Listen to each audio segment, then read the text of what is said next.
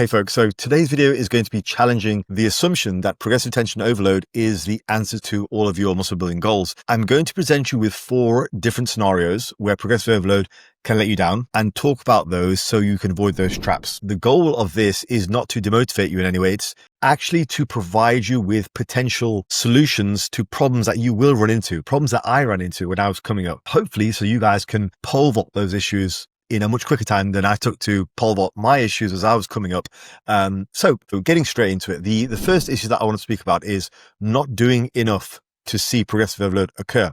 Enough in this circumstance can be characterized as not doing enough volume or not training with enough intensity. Now, frequency isn't normally a problem because most people will train at least once a week. Although if you're doing a Mike Mentor type of schedule where things get hit very infrequently, that's when frequency can become an issue. But in general, out of all those 3, you're looking to provide a sufficient level of stimulus to cause an adaptation. There's always a buffer in the body. You have to reach up to your capabilities, right up to your capabilities, and then your body will adapt by getting bigger and stronger for the next time. If you're not pushing something up to that point where you're almost doing too much, that is where there's a problem. And it's a bit of a fine balancing act, because if you really just do way too much and pound your body into smithereens, you're going to run into joint problems, overtraining, and things like that. And generally, I would say joint problems before overtraining. But the first point is you've got to be doing enough to see some kind of noticeable change over the course of weeks and months. And usually that is a combination of volume and intensity. Frequency isn't generally an issue. So if I take you guys back to my early days, so I started off doing a low volume type of approach. That was kind of the flavor of the day. Low volume, high intensity, mostly because I started off around here in England where everybody was training like Dorian Yates, and he was kind of the thing that you did. If you guys think Dorian is popular now, he was way more popular back in the day and people would idolize him completely. In the early days, I was very much influenced by Dorian, and I was also influenced by Hard Gainer. I reached a point, particularly with my hard gainer days, that I'd pretty much tapped out how much I was gaining. I was training as hard as possible. There was no doubt there. I was training super hard, and I was young and quite robust as well. So I was doing everything I could within the confines of training just 3 days a week, which is what they recommended, with fairly low volumes of about 2 to 4 sets per body part per week. Now, that got me quite far just because I was willing to push myself. So they got me to about a 200-pound bench, about a 300-pound squat, and I think a 450 deadlift. So at that point, I had stalled hard. And no matter what I did, no matter what advice I was given on those forums, I just couldn't get any further. And at the time, my entire way of thinking was just, right, this is the way forward. This is what you do.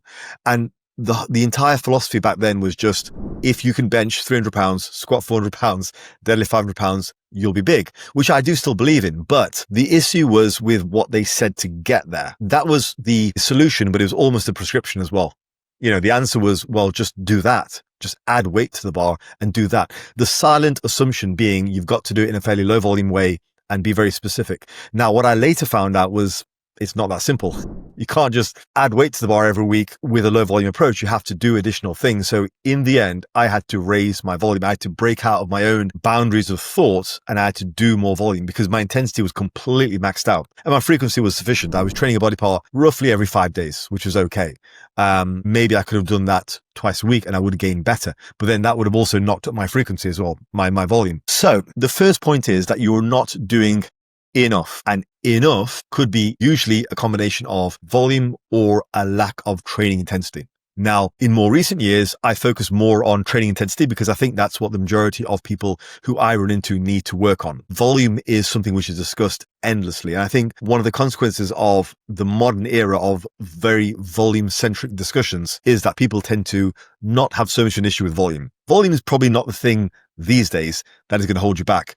Bear in mind, you guys probably aren't doing, like I was, 2 to 4 sets per body part per week. You're probably doing more than that. You know, most people are doing at least 4 to 6, 6 to 8, and upwards from there, which I think is a much more reasonable amount. And in that case, what you're probably missing if you're not gaining, if you're at a plateau, is that you're not training hard enough. So as I say, the first point is really just about not doing enough to see regular progressive overload, which can vary, but it's one of the two. It's generally not frequency. And I provided you guys with my example from from my days. Now, once I did up the volume, my progress completely ramped up. And, there were other problems that I had to deal with, but essentially that was a large part of it. So if I was to give you some advice with regards to the first point, if you are at the start of your journey, let's say you're just benching 200 pounds or 180 or whatever you're benching, right? And you feel like you're plateaued. If you've genuinely plateaued, you've got to either put more into your sets. You've got to do more and not lose the intensity. That's the trick. It's a lot easier to do more, it's harder to do it with more intensities. I generally default to the line of thinking that most people probably do enough, but they probably need to train more intensely. But either way, the first point is simply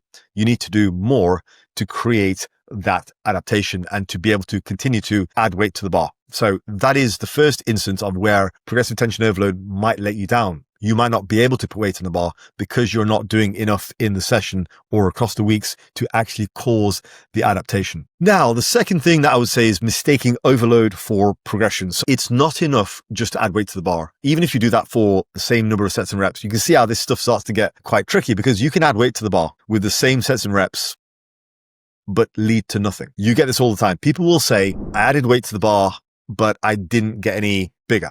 So I got stronger, but I didn't get bigger. Now, most of the time, they are just perverting how they add weight to the bar. So, for example, they resort to singles.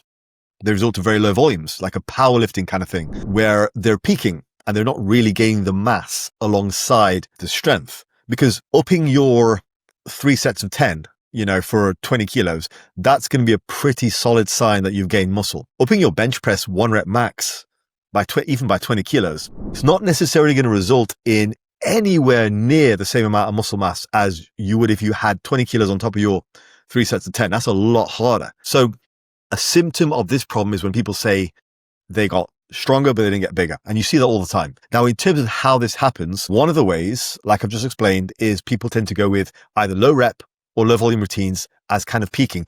And I do think this is kind of what's been happening recently with the whole Chris Beardsley, Paul Carter type of thing. I think that's what's happening. I think people are seeing peaking effects, and you can have those over even 3 to 5 months. It's not like peaking indicates the next week you're stronger, like a powerlifting peak. I'm talking about you can actually see months and months of that, and you might not get any bigger. You might not get any more muscular if you're doing super low volumes, which some of these guys do advocate. Your muscle mass may actually go down while your strength goes up, which is wild if you think about it, because if your volume is that low and your reps are that low, and bear in mind, some of these guys are advocating for repetitions in bodybuilding for 3 to 5 in bodybuilding, which is very low. And some of the guys are doing 1 rep maxes, all convinced that this is going to result in muscular size increases, which it doesn't really translate that well. So mistaking overload for progression is a big one. And I think the other thing that people do is they get loose with their form. And again, some of the low volume advocates will do this a lot as well. If you look at Paul Carter do rows, for example, on a chest supported row, he's arching his back off the pad. And he's also dipping his chest into the pad to complete the movement. So his form isn't great. And it's all to just get that +1, get that extra rep up. I mean, you've got a whole bunch of other people who are ripping the bar off the floor on rows or whatever else just to get a +1. All of those guys, they're just equally in the same situation where they're mistaking overload for progression. And, the idea is, yeah, well, great. We're just adding weight to the bar. We're progressing. The thought process is partially right because they're doing what they think they need to do to get more muscular. But unfortunately, it's all just tricks. What they actually need to do is change the fundamental approach to bodybuilding, and that is do more volume and potentially higher reps. It's not a good sign if you have to cheat and change your form to see progress. It's not a good sign. You should be able to work hard, very hard, and see consistent progress. That's how you know your training is working. If everything can remain fairly consistent week by week, but over the course of many months, you are just getting stronger. So if your volume, your form, your cadence, your rest between reps, your rest between sets, if all of that can remain steady, but the only thing that happens is you get bigger because you're eating enough to support a surplus and you get stronger. That's the perfect place to be. If you're having to resort to using very low volumes, very low reps, just to add weight to the bar, your training isn't working. That's not a solution. I want to just repeat that. It's not a solution to just lower your volume super, super low, lower your reps, get that peaking effect and get stronger. That's not a solution. That's a temporary band-aid, a plaster over the problem. The problem is actually your training is not enough to progress, which goes back to point one. So you can't mistake overload for progression. This happens so much. I think it's rife around the world, but it's very rife in the UK, where we have very much a low volume kind of bias due to Dorian Yates, Jordan Peters. And this is nothing against Jordan Peters. Jordan doesn't actually train with low volume himself. He trains with relatively high volumes, and he trains very strict. But a lot of people take after him. A lot of people want to be like him. They want to follow his philosophy. They misunderstand it. They misapply it. And before you know it, you've got people who are cheating and cutting motion, using lower and lower reps just to get stronger in the quest for size. Doesn't work. You'll be disappointed. Then, of course, there's a sunk cost fallacy, because they'll all run onto YouTube and defend themselves like, I got strong on my 1 rep max. I'm definitely bigger. You know for a fact they're just fat and behind the keyboard trolling. On this channel, I'm talking about real results, trying not to fool ourselves. So for you guys who are willing to learn and listen, this is a second mistake. Now, the third mistake is not being willing to change, which kind of goes off the back of the second mistake. If you are committed to an approach and you're not willing to change despite the fact that it's clearly not working, and maybe you're even gaslighting your own results by convincing yourself it is working, but really your only loyalty is to your results. And I can say this with a great degree of certainty, looking back over 26 years, 3 decades of training. My training has changed quite a lot over the years. But the key thing is, now that I have the experience to look back on it all, I can see how all of those phases were actually interrelated. You've got to change, but very often the changes potentiate each other. So for example, first few years of my training life, I was a very low volume advocate. Now I got very, very strong. I didn't get that muscularly impressive until much later on. After that point, I raised my volume quite a lot, and I got a lot bigger, particularly in my upper body, because my bench press started to move. I started to get stronger. Once I could bench press 3 plates aside, I was reasonably big up top, and that was from some higher volumes. Between 2007, 2010, I did all bodybuilding, high volume, full body training. That was the birth of my wizard program. Now, I know enough now to know that period of very high volume, very high frequency potentiated the next 5 years of training for me, which were my absolute strongest years. That was when I got to my peak level of strength from 2010 to 2014, when I eventually quit powerlifting and then moved on from there. I changed approaches many times over the course of my life. And at no point do I look back now and go, well, that was the best for mass. That was the best for strength. They were all interconnected. And I think one of the things that people do now, which I see it all the time, and it makes me think that people are they're just young. They're young and inexperienced. So they'll say, right, that stuff that I did in the past, the low volume phase I did in the past, the strength phase, that was terrible. Now I'm a bodybuilder. This is what works for muscle because I'm getting bigger now. Not realizing that first phase they did probably potentiated this phase they're in now of getting bigger. Because if they didn't go through that first phase, they wouldn't have the strength to benefit from that now when they're doing bodybuilding. Because there is a case to be made for that. Lal's talked about this before as well, this idea that if you bring up your base level of strength and then go into bodybuilding, you tend to have better results. That 2007, 2010 period was only effective because I had done the previous strength work prior to that, I believe. And then the 2010 to 2014 period was only really effective because I had done the high volume stuff. Point number 3 is you're not willing to change when you need to change, because the fact is your only loyalty is to your results. I say that on this channel all the time. Psychologically, and this is more of a wider point I'm going to make now to regards to just life in general. Psychologically, you have to be willing to adapt in any walk of life. Every successful person that I know, they are mentally young, usually old, but mentally they're very young. They're very adaptable. They know what they know, but they're willing to learn. And that's what I like to be as well with my own business, also my own training.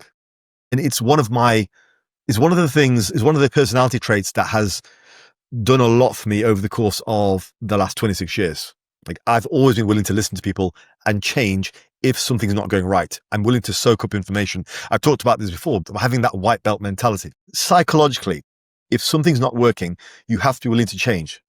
And I'll just give you a very stark example. If something's not working and somebody like me is telling you, you're not training hard enough, you can't just snap back and go, yes, I am. I'm training as hard as I can. No, you're not. Like, if you've got, again, I say this all the time, if you've got a one plate, 1.5 plate bench for reps, and you think you're training hard, you're not. And if you think you're training hard, you're definitely not. You've got to be willing to change. You've got to be willing to lean into a change. And intensity is a change. Like actually improving your intensity is a big change. It's not all about volume and frequency. Those are more tangible factors, but actually pushing harder in a set. Failure can mean something completely different to failure. They're different. One man's failure is not another man's failure. I mean, the example I always give to clients or anyone who asks me about this is, do you think you train as hard as Dorian Yates? Do you think you train as hard as prime Dorian Yates? No? Okay, then you can train harder. I'm not saying you have to train as hard as Dorian Yates. Let me be very clear about this point. But what I'm saying is, if you're telling me you're training as hard as you possibly can, that you are humanly capable of doing, you're lying to yourself. Because quite simply, there is room to improve for all of us. Of course there is. So the third point is you've got to be willing to change. And that applies to volume, intensity, frequency, approach, and more than likely, each successful phase that you do will potentiate the next, because that's what I've experienced in my life. So nothing is wasted. Don't be one of those guys who says, well, I did the strength thing. I didn't get any bigger. Now I'm getting bigger. Yeah, well, they're probably connected. And in time, young man, you will see that. And the final point is leaning on volume being the answer. So this kind of comes off the back of the last point as well. Volume is a very popular topic on YouTube. And I know this because anytime I make a video about volume, it blows up, right? Well, relatively speaking for my channel, it blows up. But it's popular because it's tangible. People can focus on it. It's two things. It's tangible, but it also means that people don't have to introspect. Because if you ask somebody about training intensity, they have to introspect. They have to look at themselves. There's a moral attachment there. Do I train hard? Maybe I train like a wuss. Ooh, don't want to be told that. It's bad for my ego. But volume is something much more separate, is much more separate from the individual. Oh, I wasn't doing enough volume. Okay, no problem. I'll do more. No worries. Oh, I was doing too much. No problem. I'll do less. It's very easy on the ego. I was just misinformed.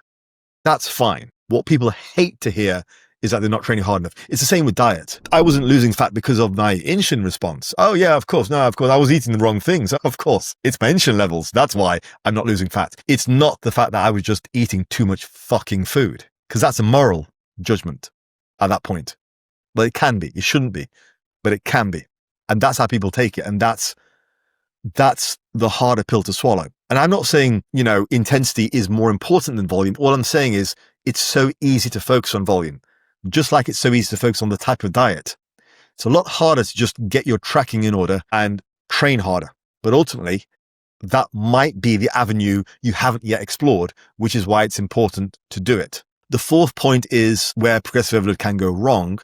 Progressive tension overload can go wrong is if you lean on volume as being the answer, which is what a lot of people do in the industry. And if I was being very skeptical about this, I think people make content.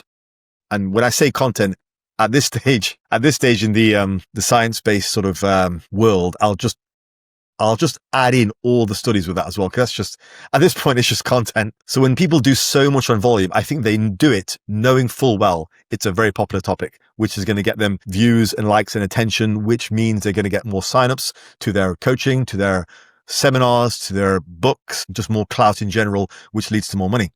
So if I was being skeptical, I would say that's why people talk about that. And also by talking about volume, again, you're just removing the responsibility from people, because you're not saying, well, you're not training hard enough. What you're saying is, hey, you know what? Doesn't matter how hard you train. There is no such thing as junk volume. Doesn't matter. You're fine. You're just not doing enough volume. Just do more. You'll be fine. And then it's a very easy thing for somebody to go, oh, okay, right, cool. I don't have time to do more. Therefore, that's why I'm not getting results. Okay. So it's a very sellable point. But what I'm saying to you is, as an actual coach, again, I do YouTube on the side. It's a hobby for me. As an actual coach, what I'm saying to you is volume is probably not answer for you. Your volume manipulations are probably not the answer. Probably more likely what the answer is your training intensity or other factors. Maybe you just sleep like crap.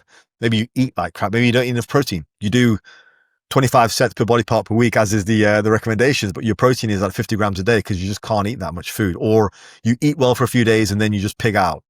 Or you never sleep. You're always tired. Or you just don't train very hard because you've got so much to do and you're just tired. Volume is just, it's tangible and it's non-threatening as a factor. Yeah, that's the way I'll put it.